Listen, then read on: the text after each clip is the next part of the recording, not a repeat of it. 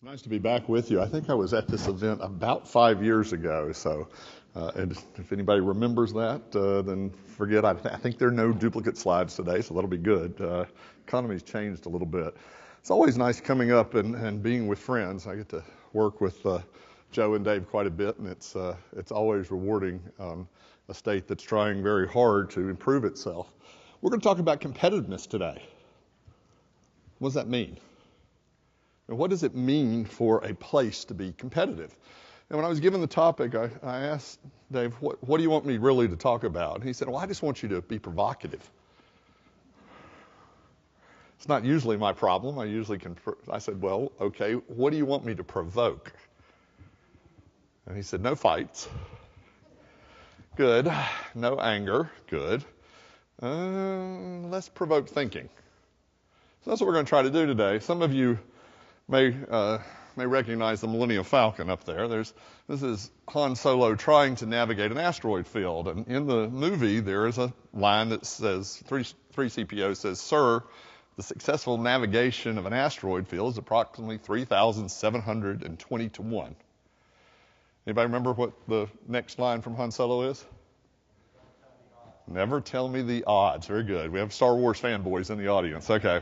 I didn't hear any female voices on that one, but okay, it's all right. It's all right. No fangirls in the audience. It's okay. Well, just saying, that's the way this gets started. So, the best thing, by the way, so far is they didn't start my timer, so I get to talk forever, right? I thought that would help him over there since we got started. When we think about competitiveness, it's something our firm does all the time. And we thought that meant economic strategy, but over the years that we've been working on it, we end up doing three things. And I want to tell you this because it results in what I'm going to talk to you about today. The first is that when I graduated college almost 40 years ago now and had degrees in statistics and other things, nobody was hiring anybody to talk about data. I had to go find a public policy job because data wasn't really the thing. And today, if you have a degree in data analytics, you're gold. Every one of your companies are out there doing data analytics. So our company spends our life looking at big data and data that compares things, countries, metros, states. And a lot of our clients say, well, just give us all that data. Give us that data stuff. And so our job is to go out and take all that data and then convert it into something that makes a difference. The second thing we get asked is, well, okay, that's great, but what about in the future? Because where you are today isn't really the issue. Well, how do we stay competitive going forward? And so we spend a lot of our life doing, especially for private companies, trend spotting. Where do we think we're going with technology? Where do we think the social norms are changing for? Where's the economy headed? And the third thing is that everybody says, okay, I know what you've told me. Who's doing it well? Who can I copy? And we try to tell people, that imitation is kind of limitation, and you really don't want to copy. But we do think there are some best practices out there that can get scaled to the point where they do some good. So we take all of that, we do that Rubik's Cube thing, and then we used to finish there, and then we got stuck. Because the next thing that happened is that people would take all that information and they'd try to filter it locally at a state level or a chamber level or a local community, and they'd have all this collaborative leadership working together, and they never could decide to do anything. The paralysis of analysis just killed them. And so now we spend a great deal of our time trying to teach groups how to work together to do something with the data. So today what I'm going to try to do for you is give you some data, assure you that we're working with the Chamber Board and others to try to do something with it. So first thing on data, because some of you have just gone, oh my goodness, you're going to talk about data for 45 minutes, and it'll be all right. But the first thing is that too little data is incomplete. And every day, I used to keep this notebook of all of the announcements of new jobs in 2009. Everybody was announcing new jobs, and it'd be the front page of the paper, and we could celebrate. And some of you may remember 2009, the numbers look like this. And so if you have just one piece of data, it's probably not enough. And if you have 1,000 pieces of data, you need a translator. So we're not going to give you 1,000 pieces of data today, but we're going to give you enough that you get to make a little bit of the analysis yourself. The second is that I can frame any data. Yes, data can be framed so that it tells you a story that isn't what it really tells you. So I'm going to go ahead and tell you a secret, which is that the chamber tells, Dave, have you even looked at what I was going to present today? Be honest. No, he doesn't. Dave says, just do it honestly. Just tell them the truth. Let them figure out what they think it means. And that's not a knock on Dave. I think we're doing work now for 6 of the state chambers, and nobody reads this. You know, you learn to trust, right? Just give it a flat thing. And then data only matters when it's got something to compare it to. Over time, against your peers, or against a goal, because if I tell you that I've got 273 anythings, what does that mean? Nothing. Unless you know that I used to have 173, or the competitors got 300, or my goal was 272. So part of this is also trying to position the data. Then data is always better in context. A bunch of numbers doesn't help you because 3/4 of the population doesn't care. They need a story. They need a framing. They need an anecdote too. We're all sort of Southerners. An anecdote's better than all the data in the world. And then finally, why have it if you're not going to do something with it? It defines choice. So Teddy Roosevelt, unfortunately, has one of his better quotes is that comparison is the thief of joy. So today, all the news isn't good news. And y'all knew that already. So I'll go ahead and warn you that what I did is put the worst stuff up front and the best stuff at the back so that I can finish, and when y'all fill out your evaluations, somebody invite me back sometime. All right? So just hang with me, and it gets better as we go along. So the first rule of any understanding of competitiveness is you got to stop drinking your own Kool-Aid. We tell every client that. Every client drinks their own Kool-Aid. Every place you go in America, there is local folklore about either how good or how bad things are. And y'all know those places. You go to some communities and you're having a pity party every day because they just can't get past it. And you go to other places and they talk about how wonderful things are, and then the day doesn't look like that. So we're going to stop drinking our own Kool-Aid. We're just going to look for a while. And then tomorrow, if you want to drink it again, that's okay. Or tonight. I saw the backdrop of tonight's presentation. I really want to be in front of that screen because it's beautiful next door. But we'll try to get back to understanding in our own context as we move forward. So how's the economy? Some of you may remember 5 years ago I asked you this question. I asked every group the same question. So I want you to give it an A, B, C, D, or F. How's the national economy? A's, B's, C's, D's. Any F's? The Kentucky economy. I want everybody to try to vote now. A's, B's, C's, D's, F's.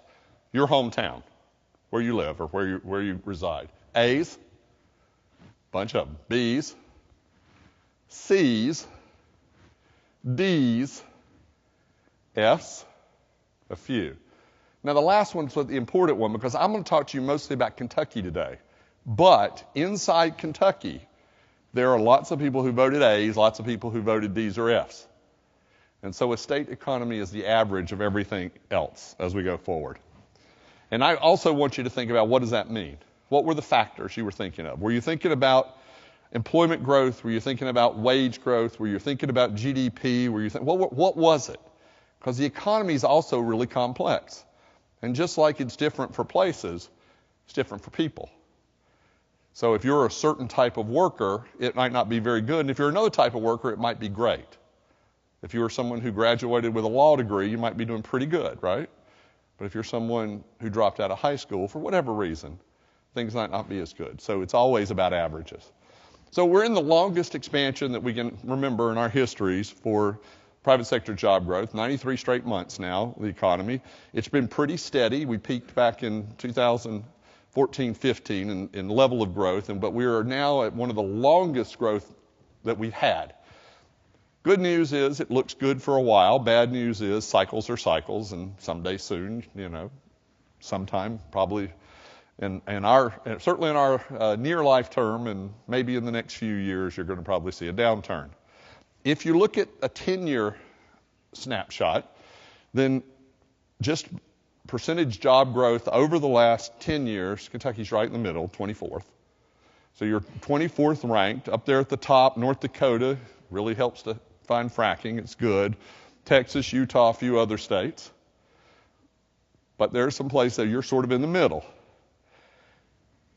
This is percentage annual job growth for the country in blue and Kentucky in red. And what you ought to take away from this is two things. The first is, so goes the country, so goes Kentucky. And if I put every other state up there, with the exceptions of small states like North Dakota, because they're really outliers, but everybody else, then you look like this chart. Second thing you ought to take away is you've grown a little slower than the national average. And we can look at some, especially fast-growing western states, and see why that is. Just the last 5 years, looking at that, a little bit better, and I'm going to show you 1 year in just a minute. Here, 6.4% compared to a national average of about 9%. And if you look at the top states there, for Southerners, the thing that we try to tell is that, and I'm a lifelong Southerner, North Carolina, born and bred, for about 30 years, the South was it. We were kicking everybody competitively across the board. And today, our eyes have to be westward, because the western states are doing some pretty interesting growth numbers as we go there. This is 5-year growth by county in Kentucky, and we're not going to do a lot of granular stuff today, but y'all know that Eastern Kentucky's had a tough time, and that's over that last 5 years, the red counties have lost jobs. And so there's a bunch of places in Kentucky, even as other places are growing pretty fast, that are growing not at all. Last year, Kentucky's grown about half as fast as the country on average. And if you look at the fastest growing state, again, Texas in the west is where those are. If you look at us compared in Kentucky, compared to our neighboring states, this is what's happened the last 12 months, just employment change. And one of the questions you ought to ask, and we just put the ones you were contiguous to, but I don't know who you ought to be competing with. I think everybody, but those charts with all 50 of them are harder to read, so we try to put a few up there, but these are the states around you. The big surprise there is West Virginia's had a comeback, and we do work in West Virginia, and I can tell you they needed to have a comeback. They've been down for a long time. Where were the jobs changing in Kentucky? Well, I said you're at 0.8, the country's at 1.6 over that period of time. Construction jobs actually contracted, and that's not good. That's a predictor of the future. Your manufacturing jobs held stable while some in the rest of the country grew, and that's more about the industries than it is just the nature of manufacturing, which places are growing, which are not. You can see that you're doing well in trade, transport, and utilities. That's one of the real strengths. White-collar jobs, not so much. And so those white-collar jobs that are concentrated in urban cores is a place that if I were watching your economy, I'd spend some time at. You also had leisure and hospitality jobs contract, and leisure and hospitality also includes eating and drinking and those kind of things. Part of that is population growth slowing. So we see that happening on. And then you lost government jobs, and I think probably on purpose over time. And you can see nationally those jobs have been real flat ever since we've come out of the recession. I want to just do a sidebar that scale does matter, just to give you some idea of what we're talking about here. So over the last 12 months, Kentucky added about 15,000 jobs. I think 82% of them in the Louisville or Lexington metros. So huge amount in your cores. But if you just look at some of the metros on the right, I mean, Dallas added 122,000 jobs, just its metro. So all of those on the right side add up to about a quarter of the country. So big metros have been dominating, and we've been seeing a lot of that growth in big metros as we go forward. It's something that Dave and the Chamber Board and I have had a conversation about, is about the urbanness of Kentucky, and we're going to talk about that in a couple minutes. Next area would be gross domestic product, the size of your economy. You ranked 34th over the last 10 years. You can see that there's a few at the bottom, including Connecticut, contracting, actually losing part of their economic base. You're not there, you're in the middle, a little bit more than half of the national average. This is your GDP against the national average. You can see, again, little up and down on that, and that's probably because the concentration in energy, and also you're a durable goods manufacturing state, so you tend to to drag behind.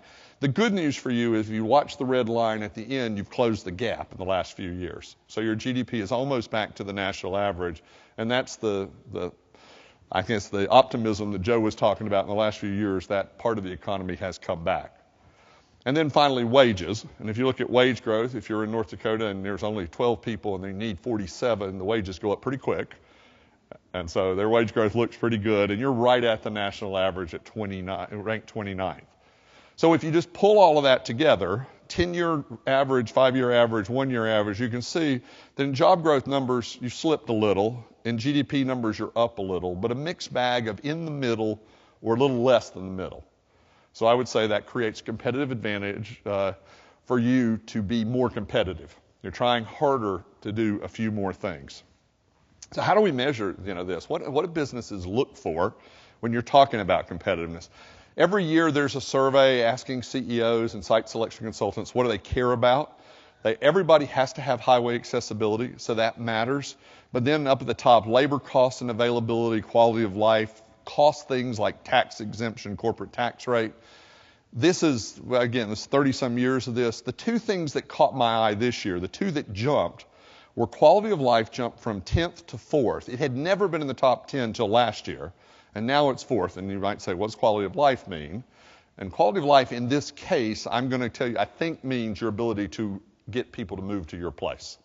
This is about labor more than it's about something else. Quality of life is usually measured around safety and housing and education. But in this case, I think people are measuring your attractiveness for new workers moving in. And the other is supply chain. And we are getting more and more sophisticated, and supply chains and the relevance of supply chains are real important. North Carolina, my home state, lost a Toyota plant earlier this year to Alabama. One of the main reasons was that the supply chain was already in place, and the second reason is the training programs are already in place. If you look at your other rankings, this is your Tax Foundation rankings every year on taxation overall, mid-30s. You can see a mix, everything from sales tax being top 15 to unemployment insurance being in the bottom. These change every year. Everybody's doing legislation. Your Cato Institute freedom rankings, personal freedom's 50th on this. Has to do with legal issues, has to do with a few other things. So I would be looking closely at that if I were you. Overall, that corporate tax rate, if you look at where you are in the neighborhood there, a lot of places to your east and south doing a little better. Obviously, places to your north a little worse. And if you look at manufacturing tax ratings, both for capital intensive and for labor intensive, you're in the middle of the pack. And it'd be nice to be a little bit better than that. If you look at other third-party ratings, Forbes had you 35th, USA Today 21st, US News 41st. The state financial condition was 47th, and I think you worked real hard on that, and hopefully we'll get better in the future. CNBC this year had you 42nd. I looked at that one a little closer. You were 39th 5 years ago. And when you look at that, there are two areas you got a lot better in and two areas you didn't do much better in. Infrastructure, you look a little better than you used to, and access to capital. The one that's going to hurt you long term is how important workforce is, and you're dropped from 29th to 49th. When I get to the end, I'll make some recommendations to you, but that one's the key. And then your business friendliness, your regulatory environment is also part of the personal freedom stuff. Some of that's state level, some of that's local level. If you ask workforce, by the way, it's a lot of things. These are multi-factor analysis. So this is the education level, the number of available workers, it's in-migration, college education, STEM availability, the productivity, your worker training programs, your union membership, your right to work status. All sorts of things figure into that, but that's one of the areas that's going to need some work. And then we do a chart every year that takes all those beauty pageants and bounces them off of how your actual performance is. What is your actual performance in jobs and GDP and wages? And if you look on this, and I think I have a pointer here that'll get up. You're up in the top quartile, which means you're not. Overall rankings have room for improvement. You can see the places in the bottom quartile where you're ranked in the top 15 and your performance is in the top 15. And we make this kind of data available to Dave and his staff. So that's the snapshot of where you are, but this conference is about where you're headed. What are the external trends that are either headwinds or tailwinds for you on your future competitiveness? And so everybody in the room's got themselves a smartphone, right? I left mine over there so I wouldn't look at it while I was talking to you, so it's good. I want you to think about that smartphone and all those things that I just put up are all pretty new. Smartphone's 11 years old. Nobody in the room had a smartphone before 11 years ago. And I want you to think how you live today with that. So if you're thinking about a 2030 plan or you know, your 4 pillars for prosperity into the future like the Chamber has, we're out about as long as that smartphone existed. So how much is it going to change as we go forward? And you know, those are apps, but I'm sure there was no such thing as an app 10 years ago. We didn't have apps. We didn't have, I mean, a big screen TV was 36 inches. It was about this wide and it was about this deep and weighed 600 pounds. And you couldn't give that thing away today if your life depended on it. You couldn't carry it either. You have to hire someone to come in and throw it away for you. I mean, there were no blogs. There were no foodies. We ate out, but there was no foodies. No GPS, no organic food. Tattoos were a bad thing. Now, you know, I don't want to ask how many millennials in the room don't have a tattoo because I don't have anybody to answer. I mean, all of this is new. So I want you to put your brain around the idea that as we think about competitiveness in the future, we're thinking about it in a context of rapid change. So the first and most overwhelming change physically in America is that urban advantages are continuing to grow. We're at a point now where metropolitan areas have 86% of the population, 88% of the employment, and 91% of the wage income and GDP. They dominate. Being a metro dominates now, and it's getting more, not less. If you look since 2010, the growth in employment growth in places that are over 1 million is 7 times those of under 250,000. If you look at population shifts, if you add suburban and urban together into metros, that's all the big growth. And so as we think about where we're going forward, in a state, I just spent last week at a rural conference, how do you strengthen rural? And there are strategies. But the growth headwinds right now are that if you're rural, you have to compete specially. And if you're urban, you got to get a tailwind and compete against other urban. Half the country, I think I showed you this before, but half the country lives in the purple, the dark purple. So 142 counties of the 3,100 is where half of the American population lives. And it's getting more concentrated. Kentucky has always been more rural. This is a rural map going back to 1900, comparing the percent of people who live in rural in Kentucky compared to rural across the country. You've always been more rural, and in today's world, that more rural is a headwind against what the traits are in growth. And I'm from Dallas, North Carolina. There's no urban in my background. If there's nobody in the room who knows where Dallas, North Carolina is, and I defy, you can find it on a map, but it's got to be a map with a lot of detail on it, I can tell you. That said, I understand today when we do metro comparisons, metros are fighting it out. If you look at the urbanization in 2010, which is the last official one with the census, you know, only West Virginia is less urbanized than you are. And if you start looking, I mean, you know, the country now, over 80% of the people live in urban areas. Now, if you're in urban America, the bad news is that's not a ticket for competitiveness. All the red and orange metro areas up there are not growing. So it doesn't, you know, you can't just be urban. You got to be competitive and urban. And so there are a lot of places that are urban and not doing well, but a lot of the growth is in urban America. If you look at the urban areas in Kentucky and where in the Commonwealth and what's growing over the last year, these are the percentage growth numbers. And this is the percentage growth numbers over the last 5 years. So steady urban growth. Second headwind that's got everybody right now is talent. And it's not just, I mean, 5 years ago, I'm sure I got up here and I told you there was a mismatch of talent, that we didn't find people with the right skills. So I'm back today saying we still can't find people with the right skills, and now we can't find anybody. that we have both a qualitative and a quantitative problem in talent today. And we're trying to do this balance. We got this two-step thing going where on one side we have slowing birth rates and aging baby boomers and declining participation rates and immigration debates. And on the other side, we have robotics and automation taking the jobs. And how do we balance that? And right now the balance is we can't find anybody to work. And when we talk to employers, that's the issue. So we know that the American population growth is slowing. It's been slowing now for several decades, and it's slowing fast, and the reason is we're not having any children. We don't have, just Native Americans right now don't have enough children to replace ourselves. We're living a little longer, so we're masking some of that by a whole bunch of older people working. I'll show you that in a second. But in fact, without immigration, we begin to shrink. And I'm not doing an immigration thing today. I'm just saying that we know what's happened with workforce slowness. This is the numbers on the left side over here. The under 55 workforce is actually less today than it was 20 years ago. The only place we're growing is the over 55 workforce, and all you employers in the room know that issue.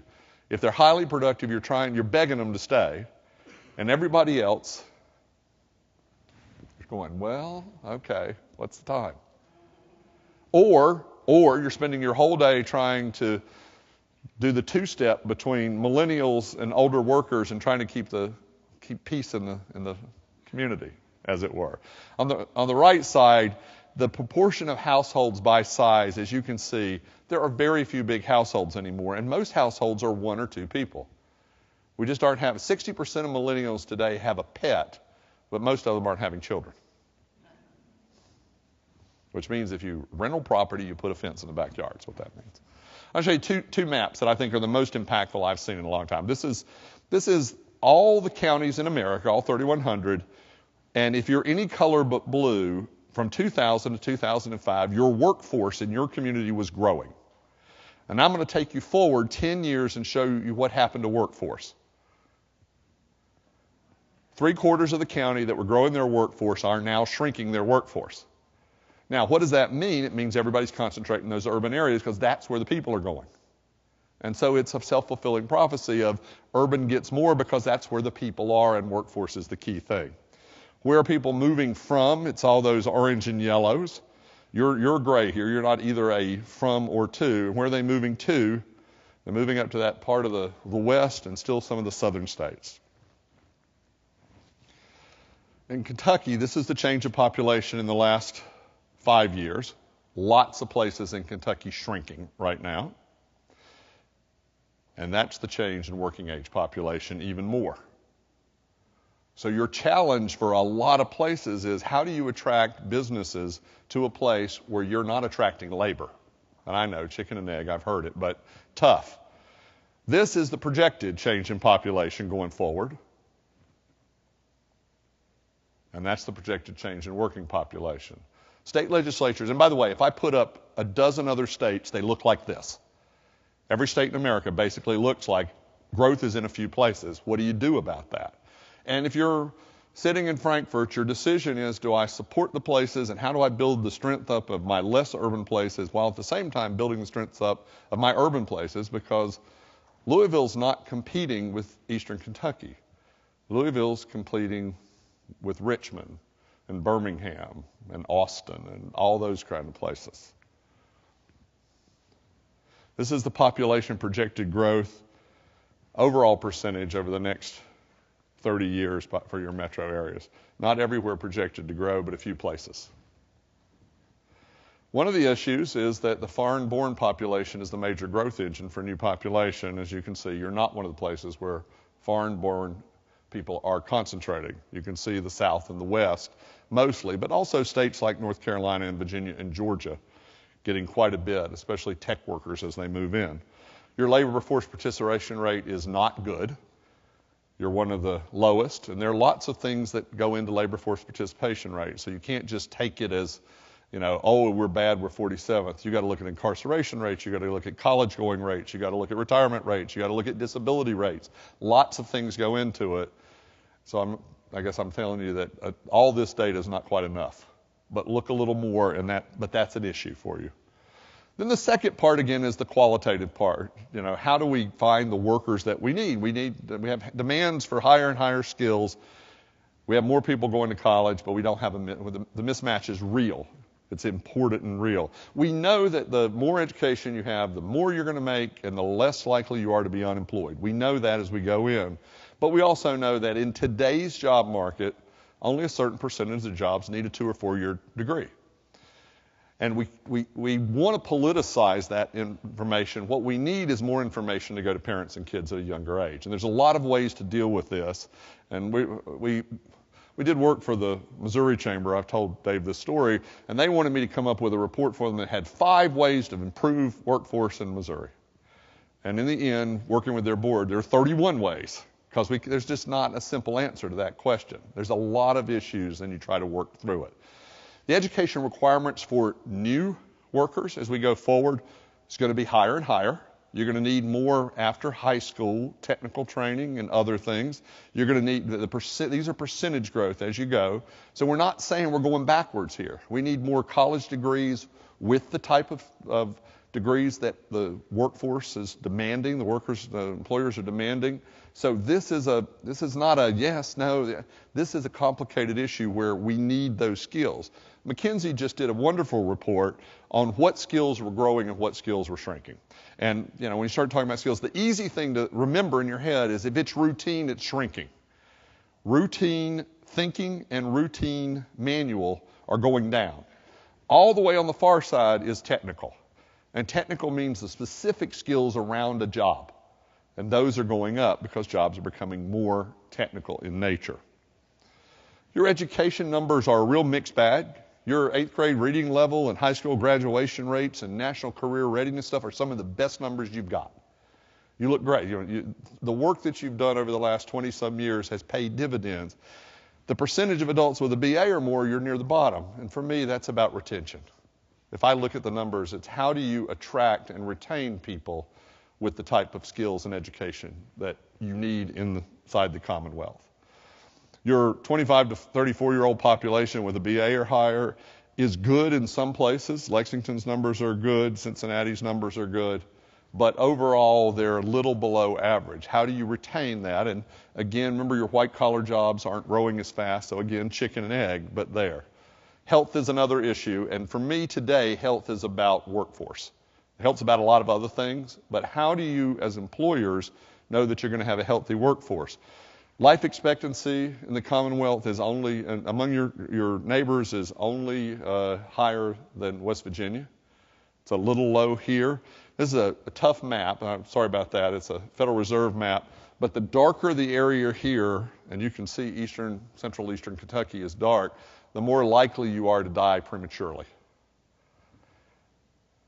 Infant mortality rates are up here. They're down most places. And when you start looking at your positioning on health, 50th in cancer rate and a bunch of other things, health has to be a major issue, and that's an economic issue for workforce. It's an issue for all sorts of other reasons, but this is an issue. The next headwind is the technological disruption. And we know that manufacturing has changed. It's changed in Kentucky greatly. Across the country, over the last 20 years, manufacturing output's up about 40%. People think we've lost manufacturing. We haven't. It's grown. The number of jobs needed to do that is now 71% of what it was. In Kentucky, the numbers are a little tighter. Your output's up 33%, and you're only down about 17% in jobs. So higher in manufacturing probably. If you look at manufacturing job growth over the last 5 years, you're doing well in most of your cities, and that's good. You can't do the futures talk without talking about the Jetsons for at least a minute. So the Jetsons were predicting 100 years into the future, and we've gotten to most of the Jetsons stuff 50 years into the future. So I want you to think about the next things, whether that's autonomous vehicles or 4D additive manufacturing, whether it's advanced materials or robotics. I'll take a bet today that every one of those slides up there, everything we're talking about in 25 years is just passé. It's all coming. So as you prepare for the future, you're preparing for a future just like the Jetsons were predicting a future. Tech employment's not one of your strengths currently. You're down there near the bottom at 44th. This is the tech sector growth, and tech sector is defined as 87 different NAICS codes. But you can see places at the top like Michigan and North Carolina and Utah growing pretty substantially. So as you move forward, if you want to be more technological, it's going to take specific efforts. And you can see the states that are growing are the green states. But, and here's where I'm going to start taking a turn, but if you start looking at advanced industries, things that aren't tech exactly, but are advanced manufacturing or advanced services, you start seeing that there's some bright spots, green shoots, I think people like that term. And if you look at motor vehicles or computer systems design or management and scientific consulting, you can see the growth's been pretty strong over the last 10 years. So I think there's an opportunity that's already there with some strength. When we look forward, one of the things that's a trend is global supply chains, customers, and ownership. And when we look at how much states rely on foreign trade, I know the next panel is going to talk about this, so I'm going to tee them up. You're a top 5 state on your dependence on foreign trade. 34% of your jobs dependent on it. You're near the top states among foreign businesses, employment per capita. So now when we think about that, you start translating it. Over the last group of years, over the last 5 years, Kentucky, among all the states, ranks 5th in the percent of jobs in manufacturing and 4th in jobs growth in manufacturing. Top 5. When you look on the other side of the chart, you're top 5 in good exports per capita, and you're 4th in the percent of your employment in foreign firms. You found a sweet spot in international manufacturing and exporting, and you're kicking it. Top 5 is top 5 no matter how you do it. So you found an area, and this isn't just a few jobs. As y'all know, these are big jobs. Last year, Southern Business and Development, this year, they ranked you as the #1 state in the country, in their country, they're in the Southeast, in their country for achievement. You're ahead. Louisiana is second in this, and this measures the big projects, 200 or more jobs, 30 million or more investment. You were #1. So I sort of, when I look at some of the other numbers, I started peeling that back. Well, if you look at where the big projects are right now in the South, there are 3 sectors: distribution, food and beverage, and automotive. Sound familiar? And if you look back at what's happened, over some period of time, over the last 5 years, you've actually seen a big jump in distribution and a big jump in food and beverage. Automotive remains high. And so you've got yourself a sweet spot in a place that's actually growing pretty rapidly. And that's opportunity. That's what you look for when you're trying to do economic development. Some other areas you need to I guess the right word is you need to build a retaining wall to hold some of those things in, but there's opportunity out there. As the next panel starts talking, the question is, how do you build and maintain those relationships to keep the manufacturing and the import-export side of that strong? So how do you make sense of all this trend stuff? I mean, there's a lot of stuff out there, and we do one client, we do 100 trends for the next year. Every year we do that project for them. But if you think about workforce, I mean, there's the rise of non-traditional places to work. There's the rise of non-traditional jobs, the gig labor that's washing over America. 40% of people either have a second. Most people who are in the gig economy have 2 jobs. Most of them have a full-time job, and they're patching or gigging until the point where they can drop it and do something else. So the gig economy's there. Job sharing. The idea of how augmented reality is going to play in the workforce. I'm seeing places where it's already on the shop floor. It's already in the accountant office floor.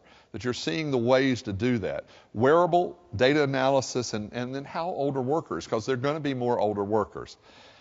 Small business trends, a small business today, if you watch what's happening, you're seeing brand priority. So brand priority in this case is, how do you stand out from the noise? And go ask 20 millennials what brands they like, and they can name them. They know the brands they care about. That brand loyalty is already there. Social media content is king. That's how we share that brand loyalty. Podcasting, who would have thought that audio would be one of the most popular forms of entertainment for millennials? Now, if you'd have thought that 10 years ago, I'd have told you were crazy and we'd all agreed, right? And yet now podcasting is explosive. And then customer re-engagement. How do you engage customers in the product itself? Then on the influence side, the marketing side, you're looking at all of this customer customization, all of this, how do you sell and buy and stuff inside little worlds, marketplaces, and then this idea of fractional peer-to-peer crowdsourcing. How do you fund stuff? I have friends already who fund things just by, we're going to a GoFundMe page. We're going to expand our business that way. We're going to expand our nonprofit that way. So when you start thinking about trends of the future, stay out of the box. Do not say because the world is different. We can all agree, right, that the world's changing rapidly. Is there anybody in the room who thinks the pace of change is going to slow? Anybody?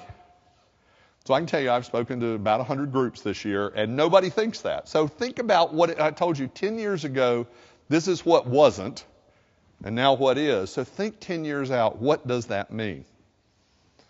So I want you to think for just a minute. I'm going to give you a 60-second think moment.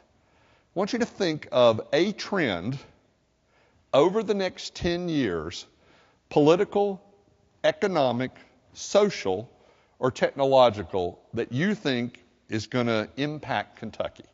I happen to have a big stopwatch up here. It's about that size, and so I'm going to be able to do this. I'm going to give you 60 seconds, and then I want you to raise your hand if you have something brilliant. Remember, I collect these and sell them to other clients, so it's perfect for me. This is absolutely perfect way of doing this. So a political, an economic, a social, or a technological shift you see coming in 10 years. Think for 60 seconds. You can write it down and hand it to me afterwards if you want. I don't pay royalties.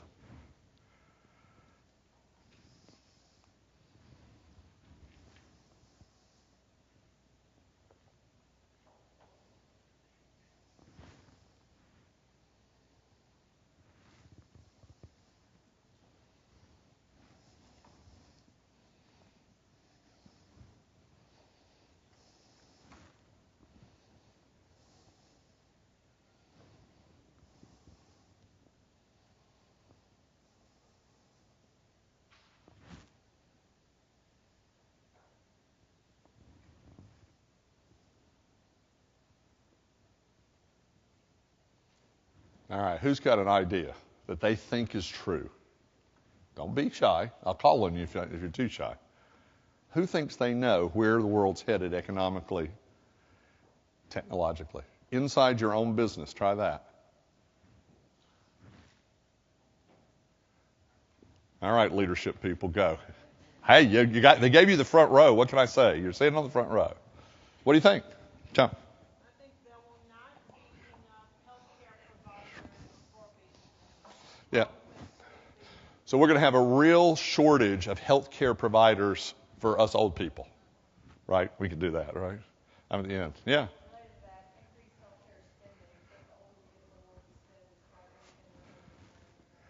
Yeah. How many people in the healthcare world in the room? All right. So here's my prediction for you. Healthcare costs will drop by 1/3 in the next 15 years. I know all of you just went, oh, God. That's prediction. Y'all hold me to it. Invite me back 15 years from now, and I'll be retired. Never mind. Whatever. Yeah. AI will pass the singularity. Oh, my goodness. AI in 10 years? AI will pass the singularity in 10 years. It is. All right, you want to tell 3/4 of this room who have gray hair what you mean? Yeah, the singularity is the point at which artificial intelligence becomes self-aware. 10 years. What else? What do you think? So how many lawyers in the room? So help me. More lawyers per capita in 10 years or less? Less. How many accountants in the room? More accountants or less? Less. How many architects in the room? We didn't invite them. It's busy. Less. How many surgeons in the room? Less. Think about this, right? How many bartenders in the room? I have pictures of all the anybody been on a cruise ship lately and seen the automated bartenders? It's crazy. They're voice activated. You say, make me a Manhattan. This machine makes you a Manhattan. Here it comes. It's crazy. So here's what I want you to think about as we go forward. You should go home to your business and you should do this.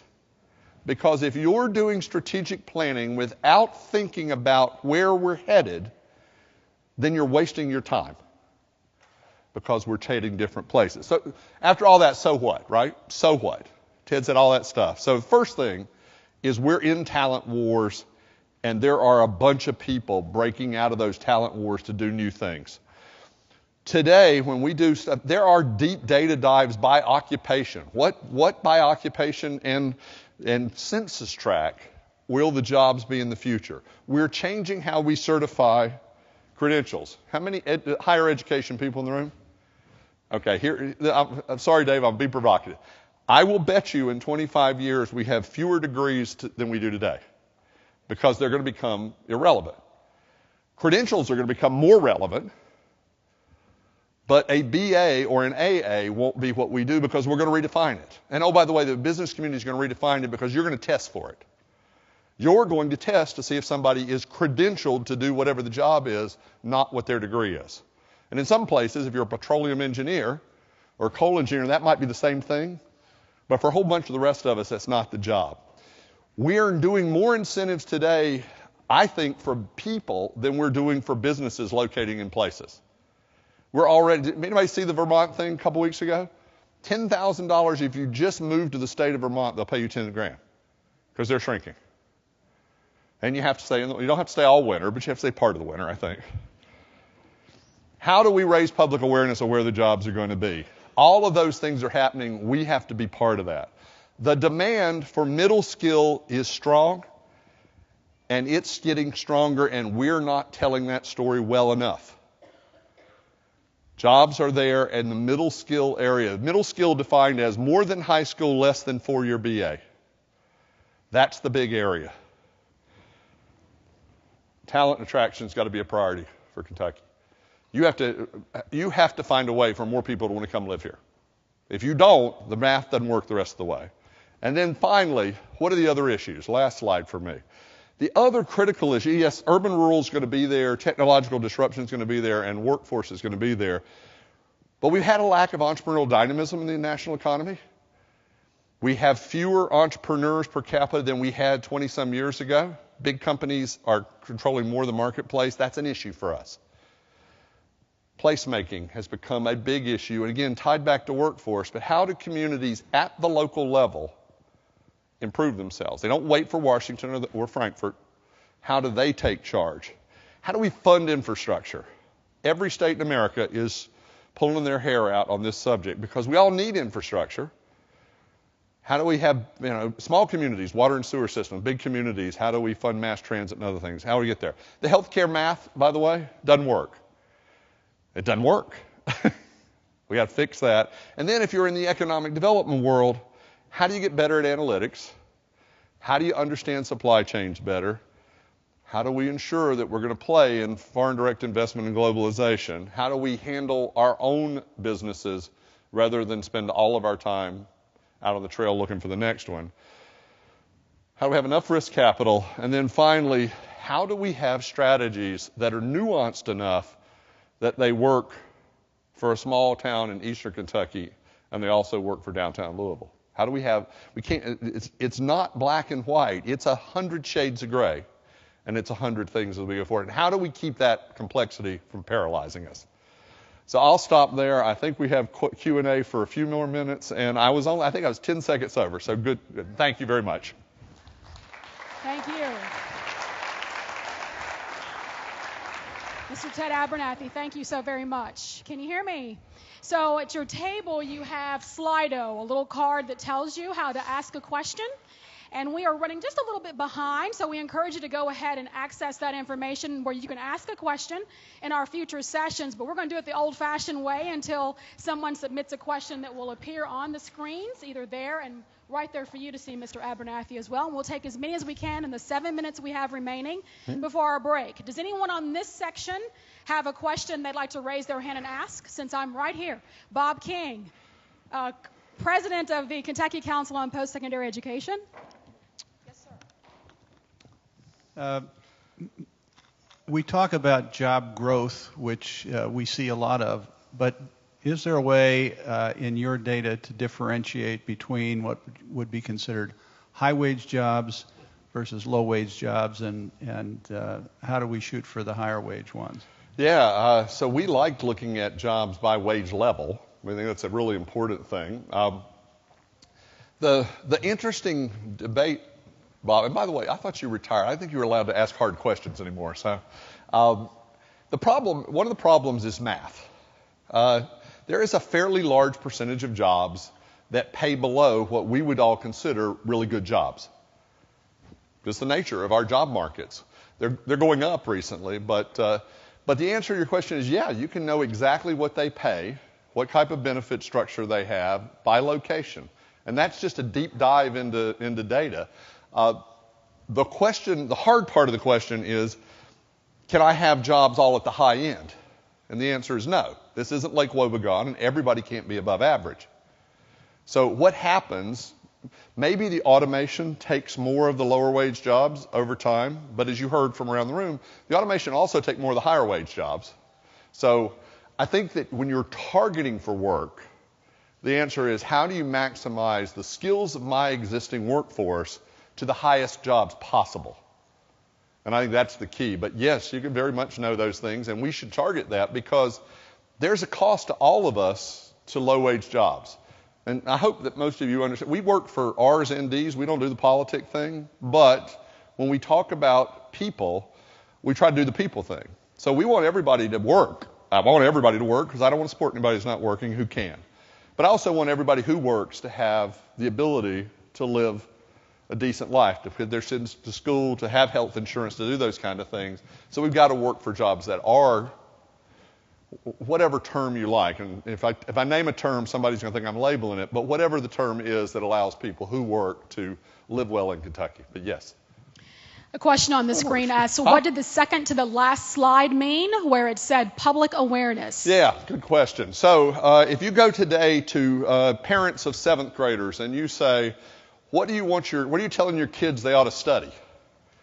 What do they say? What do you do? Oh, you're going to go to college. Okay, well, what does that mean?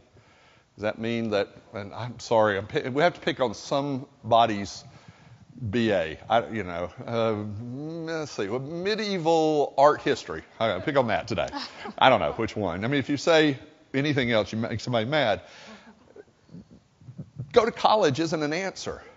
Go to college and get a degree in a high-demand job's an answer.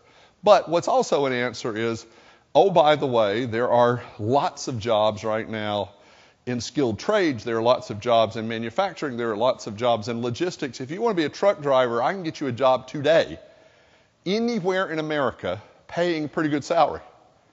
Guaranteed. I was with someone yesterday who told me they had 700 open truck driver positions. And they start at 48, and after you've been there a while, you make close to 100.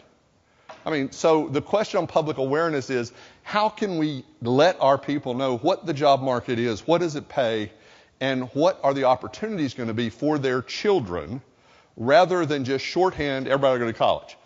I want my kids both went to 4-year college. I'm not being a hypocrite here. I want everybody to have more information, then make their own decision up. That's all. Okay, let's take this last question here. I think that we have just one more minute or two. Yep. And it moved on me, so let me see if I can find it again. So it's a rule question. Yeah, where do you think Kentucky had a chance to move forward but missed the boat? Oh, we're going to a different question. I thought I was going to get the rural question. Yeah, I'm just going to go all over the place with them. So where do you think Kentucky had a chance to move forward but missed the boat? I don't know a whole lot about your swings and misses, so I think I'm probably not the best person there. I think Kentucky did a good job of digging in on manufacturing. I think the white-collar jobs are probably the area where you're weak right now, and that's in your urban cores. So I'll be pithy and sorry, but the answer is you aren't keeping enough of your college-educated people in Kentucky when they graduate.